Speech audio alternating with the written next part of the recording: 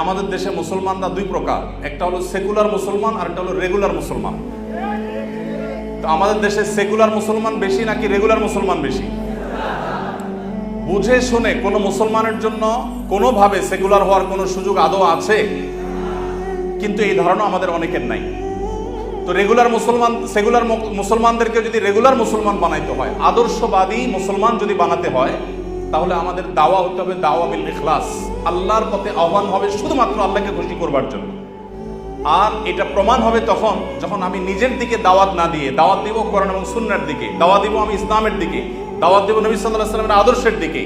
এবং দাওয়াত আমি শুধু আমাকে দিয়েই দিব না, অন্য ওলামায়ে কেরামের বক্তব্য, তাদের লেখনী, তাদের বই পুস্তক, সেগুলো দিয়ে। আমি আলহামদুলিল্লাহ নিজেকে এই জায়গায় সংশোধিত করবার জন্য, আমার নিজের আত্মশুদ্ধির জন্য পরিকল্পনা করে আমি কিছু কাজ করার চেষ্টা করি, আপনাদের সঙ্গে শেয়ার করার উদ্দেশ্য যাতে আপনারাও এরকম